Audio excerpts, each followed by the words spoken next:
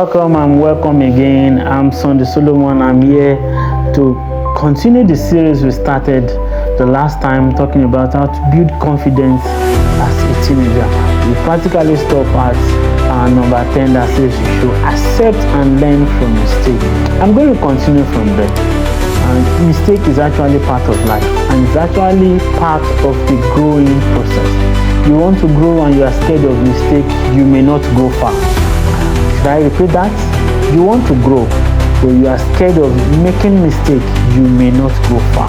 So mistake is part of life, is part of the growth process, is part of you being confident in whatever you do, is part of you being excellent in that thing that you want to do. So accept and learn from mistakes that you make, and you will go far even as teenagers. Another point I want to talk about is limit social media comparison. We are in the world of the digital space and we cannot shine away from it. We can't do without it.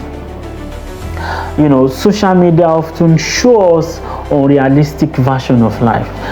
There is a lot of fake life on the social media space. Some of you think you are not even doing enough, or you don't fit in to what is going on in the current situation. You'll be super surprised and dazed by what people do on social media that are not true.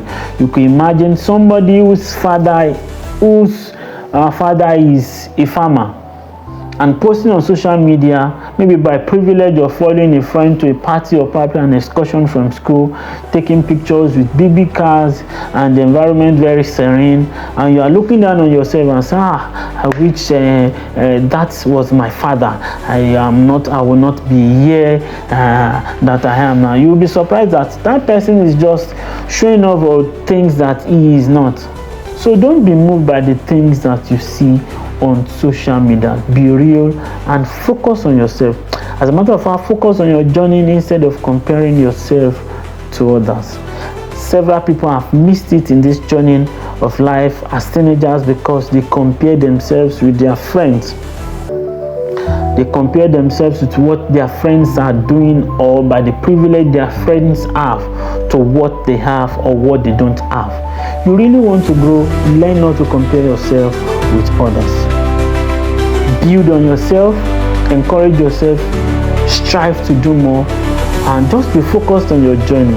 Don't look left and right on what people are doing or what people will say, and just remain focused on things you really want to do.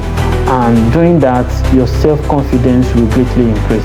I also want to add to it that practice gratitude. Write down things you are grateful for every day.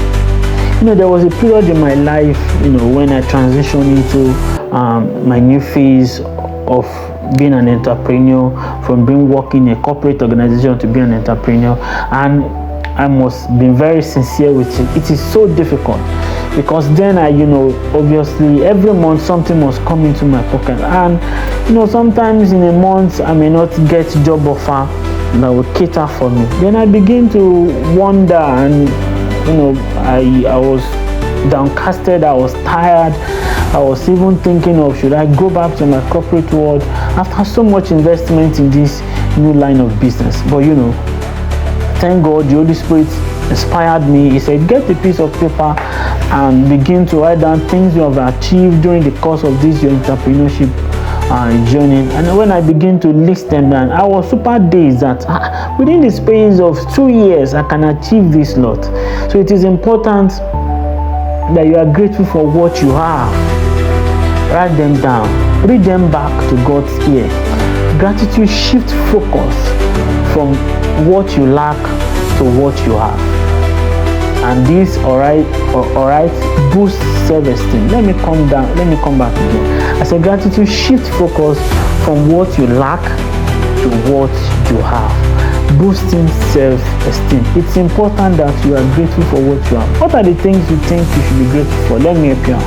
You should be grateful for good health. You should be grateful for shelter.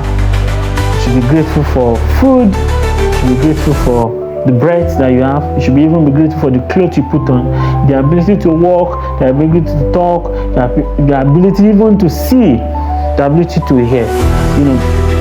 several people are hospitalized today. They wish they can just do things by themselves, move all around by themselves, but they can't. Yet those ones are even still grateful compared to you. So it's important that you celebrate your little wins and even be grateful for what you have while aspiring to get more.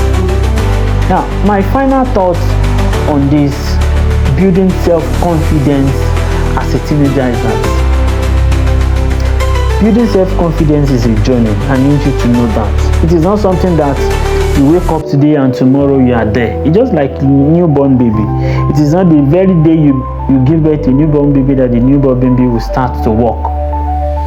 I'm very sure when you see a newborn baby giving birth to a particular and walks out there, you will run in. But it's important that self-confidence is a journey that you need to be conscious and intentional about it. You don't start and stop halfway because it's not paying off. You need to be disciplined in building your self-confidence. Alright, so start small, stay consistent, and remember, confidence comes from within. It is what you have within that the expressions will come out on the other side. You are unique, you are capable and worthy of every opportunity life offers.